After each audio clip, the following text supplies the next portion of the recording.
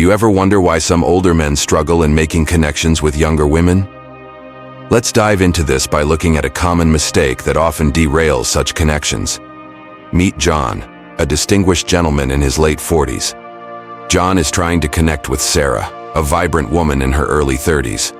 John's approach, unfortunately, involves putting Sarah on a pedestal. He showers her with excessive compliments, and he's always trying to impress her with his accomplishments. But instead of drawing Sarah closer, this makes her uncomfortable. She starts to feel that the connection is more about John proving himself than genuinely getting to know her. This is a classic case of imbalance. John, in his quest to impress, forgets that relationships are about mutual respect and understanding, not about one person being superior to the other. This excessive adulation and need to impress create an uncomfortable dynamic that pushes Sarah away. John's mistake is a common one, but it certainly isn't the only one. Now let's take a look at another common scenario. Have you ever seen an older man trying too hard to fit into the younger crowd? Imagine Mike, a gentleman in his 50s. He's vibrant, successful, and has a heart full of love he wants to share. Then there's Emma, a radiant woman in her late 20s, who captures Mike's interest. Emma is drawn to Mike's maturity and experience, but something is off. Mike, in his pursuit of Emma's affection, falls into the trap of overcompensation. Desperate to bridge the age gap, he starts adopting the latest trends, mimicking the lingo of the younger generation, and even attempting to keep up with their fast-paced lifestyle. Mike believes this will make him more appealing, but it does the exact opposite. Instead of seeing the mature, confident man Emma was initially attracted to, she now sees someone who is trying too hard to fit in, someone who doesn't seem comfortable in his own skin.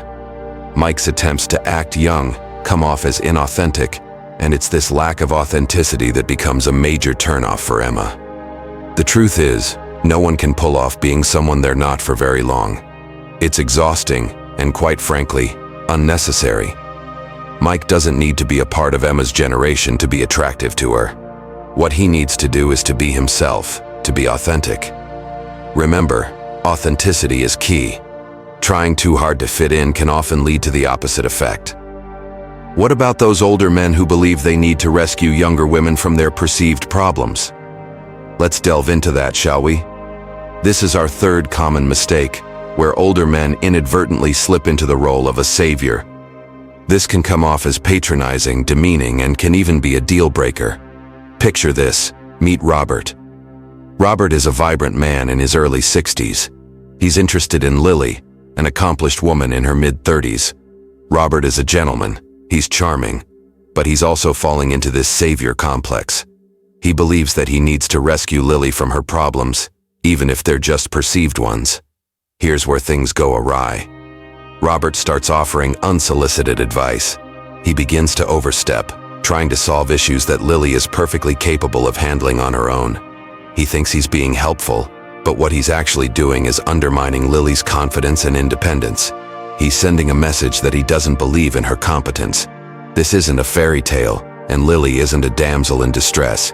She's a woman who has navigated her life just fine before Robert came along.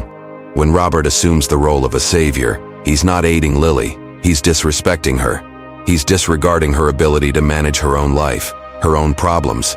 So, what's the takeaway here? It's simple. It's important to respect a woman's autonomy and ability to handle her own life. So, what can we learn from John, Mike, and Robert's mistakes? Well, we've seen how each of them slipped into pitfalls that are all too common when older men date younger women. John made the classic mistake of treating his partner like a child, not an equal. Mike fell into the overcompensation trap, trying too hard to impress and losing himself in the process. And Robert, well, he developed a savior complex, believing he needed to rescue his younger partner from her life. Let's not follow in their footsteps. Instead, let's treat younger women as equals, not as prizes to be won or projects to be fixed. Let's be authentic, not trying to be someone we're not just to impress. Let's respect their autonomy and not assume they need us to save them. Approach relationships with honesty, respect, and genuine interest. After all, these are the cornerstones of any healthy relationship, regardless of age difference. Remember, age is just a number. It's your actions and attitude that truly matter.